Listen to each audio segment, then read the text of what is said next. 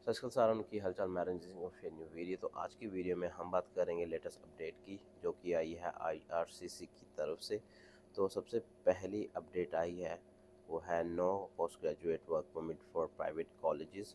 तो ये indirectly international students के लिए ही है, बिकॉज सबसे ज़्यादा इंटरनेशनल स्टूडेंट प्राइवेट कॉलेजेस की तरफ जाते हैं, ना कि पब्लिक और ना ही यूनिवर्सिटीज़। तो ये रीज़न करके उन्होंने ये चीज़ को मेंशन किया है कि वो पोस्ट ग्रेजुएट वर्क परमिट नहीं देंगे स्पेशली प्राइवेट कॉलेजेस को, बिकॉज प्राइवेट कॉलेजेस ने पिछले सालों बहुत ही ज़्यादा फ्रॉड्स और स्पेशली उनकी जो इनकम है, आपके जो भी कंसल्टेंट हैं उनकी ज़्यादा इनकम प्राइवेट कॉलेजेस में भेज की होती है, ना कि पब्लिक कॉलेजेस में। तो इसलिए वो प्राइवेट कॉलेजेस को प्रमोट करते हैं, और वो कॉलेजेस स्पेशली यहाँ की गवर्नमेंट को, कनाडा की गवर्नमेंट को वो एक धोखे में रखती हैं कि हमारे पास सिर्फ लाइक 30 स्टूडेंट्स हैं, लेकिन दे हैव ऑलमोस्ट 100 स्टूडेंट्स। तो वो 100 स्टूडेंट्स का वो पैसा, वो सारी चीज़ें कहाँ जाती हैं, कैसे वो सिस्टम करते हैं, तो वो कनाडा गवर्नमेंट को सारी चीज़ों के बारे में पता लगा है। इवन क्यूबिक में भी ये सेम चीज़ हुई है, काफ़ी सारी चीज़ें निकल के आई थी सामने कि कैसे कैसे फ्रॉड्स हो रहे हैं स्टूडेंट्स के साथ। और कई स्टूडेंट्स को तो उनका पैसा भी नहीं मिला है। कई पेरेंट्स उसमें अभी तक वो जूझ रहे हैं, स्टूडेंट जूझ रहे हैं कि उनको पैसा मिले, उनको जो उन्होंने फ़ीस दी थी उनको वो वापस हो, लेकिन स्टिल उनको कोई रिवॉर्ड नहीं मिला। तो इस सभी चीज़ों को चलते देख के, और जितनी भी पटिशन्स साइन हुई थी पिछले सालों की, जो प्राइवेट कॉलेजेस में जो भी फ्रॉड्स चल रहे हैं उनको आप देखें और सारी चीज़ें करें, तो आई गेस इस चीज़ को रोकने के लिए उन्होंने ये स्कीम निकाली है कि हम पोस्ट ग्रेजुएट वर्क परमिट नहीं देंगे जो प्राइवेट कॉलेजेस में पढ़ते हैं। तो इट्स बेटर कि आप प्राइवेट कॉलेजेस में ना जाएं, पब्लिक या फिर यूनिवर्सिटीज़ में जाएं, बिकॉज उसके बाद आपका फ्यूचर फॉर श्योर सिक्योर होगा। प्राइवेट कॉलेजेस में स्टडीज़ नहीं होती हैं, टू बी वेरी ऑनेस्ट। मैं भी वहाँ से पढ़ा हूँ, बहुत सारे स्टूडेंट्स हैं और बहुत सारे मेरे फ्रेंड्स हैं जो प्राइवेट में पढ़े हैं, और जो पब्लिक या फिर यूनिवर्सिटीज़ में पढ़े हैं उनका फ्यूचर बहुत ज़्यादा अच्छा सिक्योर है, जो मैं देखता हूँ। तो समहाउ मैंने भी उस चीज़ को थोड़ा सा एक्सप्लोर किया अपने एंड से, तो तब थोड़ा सा मैं स्टेबल हूँ यहाँ पे, अदरवाइज़ बहुत ही ज़्यादा टफ है। सो अगर आप आ रहे हैं तो प्राइवेट कॉलेज मत लें, आप पब्लिक या यूनिवर्सिटीज़ में ही जाएं। सो ये था जी पहला। सो दूसरा पॉइंट आ जाता है कि अब जितने भी स्टूडेंट्स हैं उन्होंने 2 साल का कैप लगा दिया है कि मतलब आप नहीं आ सकते स्टडी परमिट पे।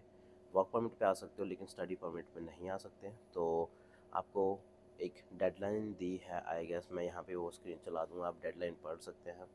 तो वो डेडलाइन दी है, उससे पहले पहले आप अपना जो भी स्टडी का है, स्टडी वीज़ा या स्टडी परमिट, जो भी चीज़ें चलती है वो आप कर सकते हैं। बट उसके साथ कोई एक्सप्लेनेशन लेटर भी होगा, जो भी वो प्रोविंस की तरफ से होगा आई गेस। तो मैं वो सारी चीज़ों को इसमें लगा दूँगा, आप पढ़ें अच्छे से, मैं लिंक डिस्क्रिप्शन में भी डाल दूँगा, जो कि आपको बहुत ज़्यादा हेल्प होगी उस चीज़ से, और उस हिसाब से आप हर एक चीज़ करें।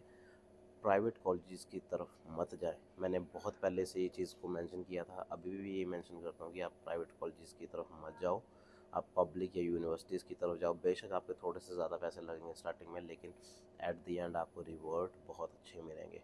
सो ये चीज़।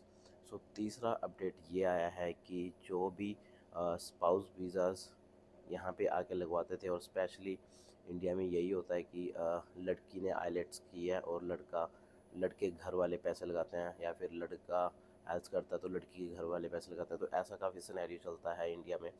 तो उसके द्वारा जो चीज़ें चलती थी वो कनाडा सरकार को भी पता है कि क्या क्या चीज़ें हो रही हैं। तो यहाँ पे आके सभी नॉर्मल आते हैं, वर्क परमिट लेते हैं और उसके बाद काम करते हैं, और काम भी वही जो नॉर्मल होता है। तो उसके कारण नॉर्मल काम पे काफ़ी ज़्यादा लोग हैं उनको करने के लिए, लेकिन जो एक्चुअल जो प्रोफेशनलिज्म वाला काम है उसके लिए काफ़ी ज़्यादा कम लोग हैं इनके पास। जैसे डॉक्टर्स हैं, जैसे नर्सेज हैं, बहुत ज़्यादा कम हैं इनके पास। तो उन चीज़ों को फुलफ़िल करने के लिए उन्होंने ये प्रोग्राम बनाया है मेरे हिसाब से। उन्होंने ये सारी चीज़ों को भी मेंशन करा है। बाय द वे, अगर आप पढ़ें इन चीज़ को, तो उन्होंने मेंशन करा है कि जो जो आजकल की सिचुएशन चल रही है कनाडा में, हम उस हिसाब से ये रूल्स एंड रेगुलेशंस लेके आ रहे हैं सामने, जो भी अपडेट्स हैं, जो भी न्यूज़ हैं उसके लिए। तो उन्होंने ये मेंशन किया कि अगर आप अपने स्पाउस को यहाँ पे बुलाते हो, या आपके हस्बैंड है या फिर आपकी वाइफ है, तो यहाँ पे आने के लिए उनको या फिर यूनिवर्सिटीज़ में एडमिशन लेनी होगी किसी भी प्रोग्राम, जो भी उन्होंने मेंशन किया है, या फिर आपको कोई डॉक्टरल प्रोग्राम करना पड़ेगा जो कि आप यहाँ पे आके स्टडी करोगे, उसके बाद आपको वर्क परमिट मिलेगा और उसके बाद आप कोई अच्छी जॉब कर सको, ना कि नॉर्मल जॉब्स कर सको। तो उनको भी हेल्प हो, इकॉनमी को भी हेल्प हो, और कनाडा की जो क्या कहते हैं लो जॉब, जैसे जॉब्स अच्छी पोजीशन पे कम लोग कर रहे हैं तो वो ज़्यादा करें, और जितना भी हो कनाडा को ही हेल्प हो सके। और लेकिन ये एट द एंड हमारे लाइक इंटरनेशनल स्टूडेंट्स या फिर जो भी अपने स्पाउस को बुलाना चाहते हैं उनके लिए काफ़ी ज़्यादा मुश्किल हो चुका है। लेकिन यहाँ पे स्टूडेंट्स के कई क्वेश्चंस हैं जो कि मैं अब आंसर करूँगा। तो सबसे पहला क्वेश्चन मेरे को बैक टू बैक पूछा जा रहा है इंस्टाग्राम पे और कमेंट सेक्शन में कि जो FCMT और लेस्टर बी पियर्सन वाला सीन है, तो FCMT तो पहले से ही DLA लाइक उनको नहीं है, वो PGWP के लिए अप्रूव्ड नहीं है पहले से ही। तो अब तो ये एक रूल भी आ गया कि कोई भी प्राइवेट कॉलेज को पोस्ट ग्रेजुएट वर्क परमिट नहीं मिलेगा। लेकिन अब सिनेरियो ये है कि वो कैसे आगे प्रोसीड करेंगे। तो टू बी वेरी ऑनेस्ट, तो मेरे से क्वेश्चन पूछने से पहले आप अपने कॉलेज से पूछें, अपने कंसल्टेंट से पूछें, बिकॉज़ वो आपको बताएंगे। और बिकॉज़ ये काफ़ी ज़्यादा लाइक मुश्किल सिचुएशन है आपके लिए भी, आई नो, क्योंकि अब आपके वीज़ाज़ आ चुके हैं, आपने फ़ीस पे कर दिया, अब रिफ़ंड पॉलिसीज़ ये वो सब काफ़ी सारी चीज़ें हैं जो आपको अब टेंशन देंगी। बट अगर आपने मेरी पहले से वीडियोस देखी होगी तो मैं हमेशा बोलता हूँ कि आप प्राइवेट कॉलेजेस स्पेशली मॉन्ट्रियल की तरफ ना जाएं, बिकॉज़ वहाँ पे जाने का कोई लाइक फ़ायदा नहीं है एट द एंड।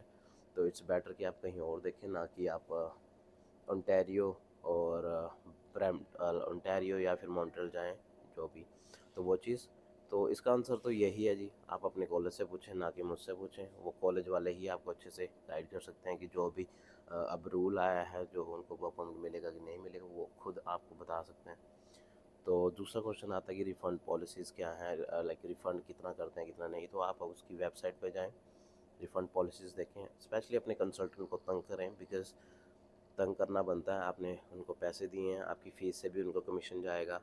आपने 10 या 15 हज़ार उनको अपनी प्रोसेस करने के लिए भी पैसे दिए होंगे। तो इट्स बेटर कि आप किसी तीसरे बंदे को इन्वॉल्व करें, आप उनसे ही वो करें, बिकॉज़ आपने उनको पैसे दिए हैं। रिफ़ंड पॉलिसीज़ के बारे में पता करें, उनका दिमाग ख़राब करें, बिकॉज़ आपके पैसे लगे हैं। और पैसे अगर 10-20 हज़ार का होता तो इट्स ओके, बट आपके लगे हैं ऑलमोस्ट 20 से 25 लाख। तो सोच समझ के हर एक चीज़ करें। तो ये 2 क्वेश्चन थे जो स्पेशली पूछे जा रहे थे मुझसे कि FCMT एंड ऑल। तो FCMT का तो मैंने पहले से बोला है कि यार अगर मेरा सजेशन लेते तो आप इन कॉलेजेस में ना ही आए तो बेटर है, आप पब्लिक या यूनिवर्सिटीज़ में ही जाएं अब। तो कनाडा भी यही बोलते कि भाई आप अगर आना है तो पब्लिक या फिर यूनिवर्सिटीज़ में आएँ। तो अब आपके हाथ में ये है कि बस आपको जो भी डिसीज़न लेना है सोच समझ के लें। आई नो काफ़ी सारे स्टूडेंट्स हैं जो जिनका वीज़ा आ चुका है FCMT और लेस्टर बी पियर्सन वाला। तो to be very honest, I don't have the answer कि मैं क्या बोलूँ आपको। आप सिर्फ अपने कंसल्टेंट से पूछें और अपने कॉलेज से पूछें, और कोई आइडिया नहीं है, बिकॉज़ मैं अपनी तरफ से बहुत ट्राई कर रहा हूँ कि मेरे को कोई सोल्यूशन मिल सके इस चीज़ का। अगर मेरे को कोई सोल्यूशन मिलता तो मैं फॉर श्योर आपको वीडियो बना के जल्दी से जल्दी बताऊँगा। और अगर आपको कोई भी और भी क्वेश्चन होगा तो प्लीज़ कमेंट सेक्शन में कमेंट करके या फिर इंस्टाग्राम पे DM करके मुझसे पूछ सकते हैं।